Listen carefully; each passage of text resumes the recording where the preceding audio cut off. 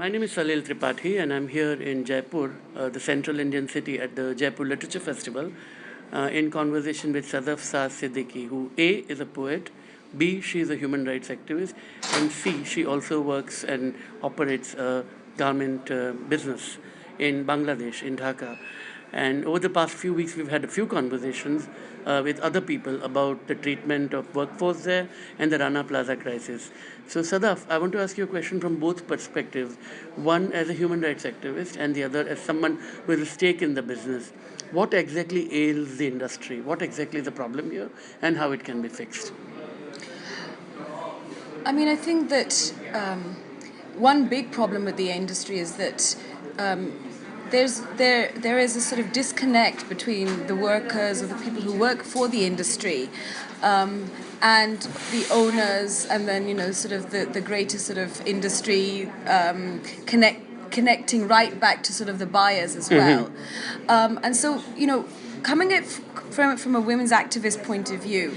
I think a lot of the negative things have been stressed about the garments industry, but what hasn't been said is that, or what hasn't been emphasized enough is that actually, when Rana Plaza fell down, we met the trade union activists, and the first thing they said was, what can we do to ensure that the buyers don't move away from Bangladesh? Right. So, I mean, the issue of this sort of, I think, the wrong idea that all factories are have dreadful conditions, when actually this is one of the industries that pays the best for women, and actually gives the best opportunity for women in terms of gaining empowerment in real terms.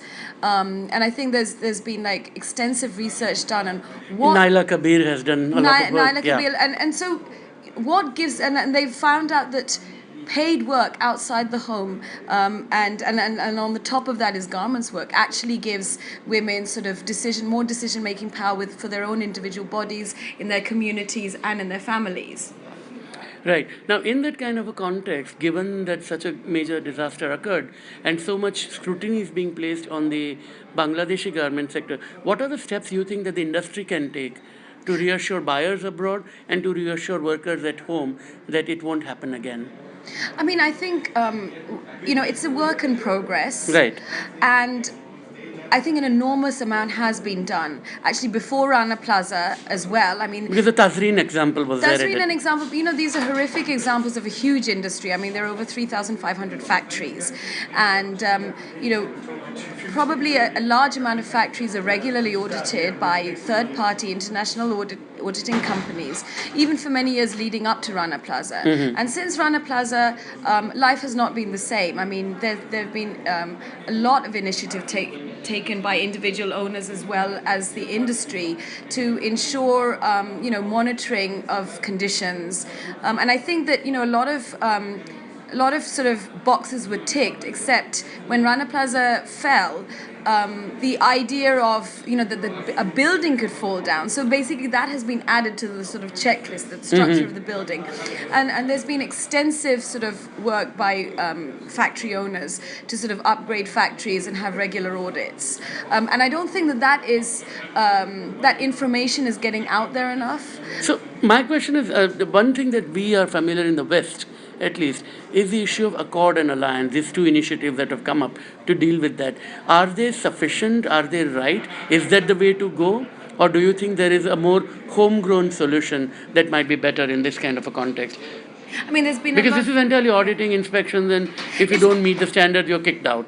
Whereas improvement of the standard within can only be done by the Bangladeshi industry. And I mean, I think that when we sit down and have a better cooperation, when we have, for example, these worker participation committees, or so, where it's a sort of step before trade unionism, because I think there's a lot of, on both sides, there's a lot of wariness about trade unionism. I mean, what I'm talking about is how to get better communication between the workers and the owners.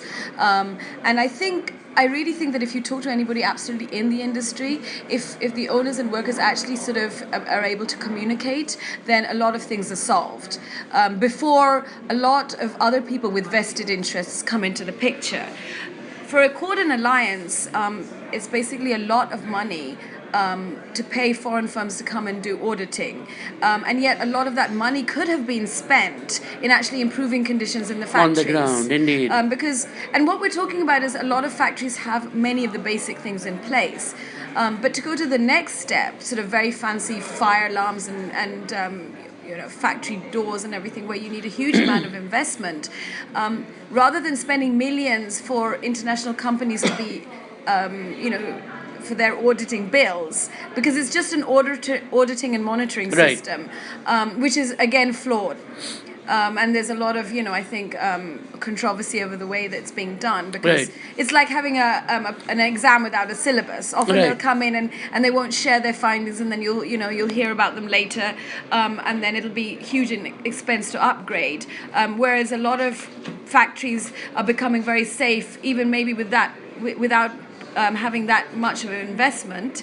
But even if we were to have that kind of investment, then it's a waste of time and money, spending that money for these fancy international audit companies, rather than perhaps using our homegrown engineers, which are extremely good as well. We as owners are also at the bottom of a huge global fashion industry.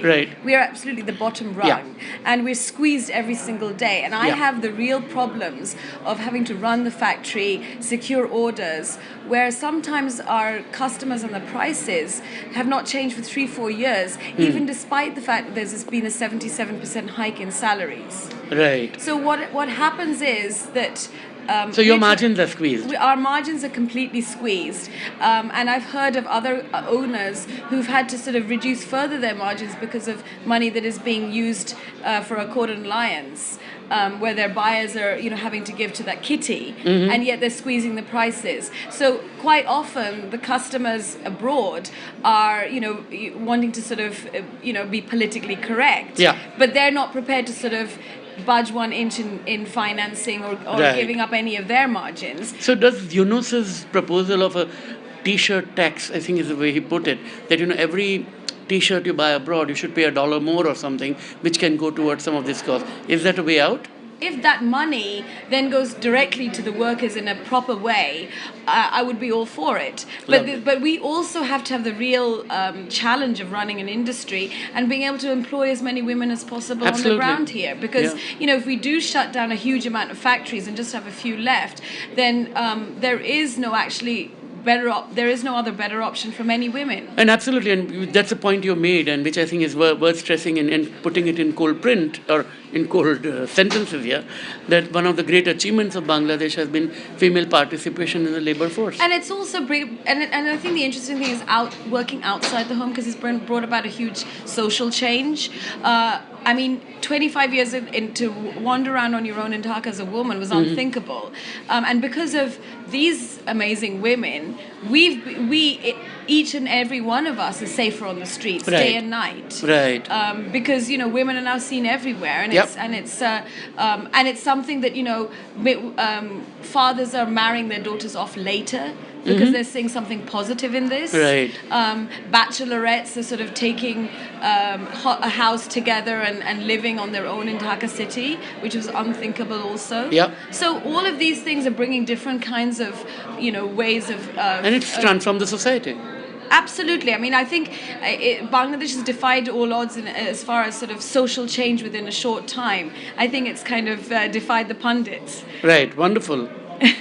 Thank you very much, Sadaf. I know you have a very tough balancing act, because of, on one hand is your commitment to human rights, and on the other hand, very real pragmatic concern about the issue, and wish you all the very best for that. Thank you very much. Thank you.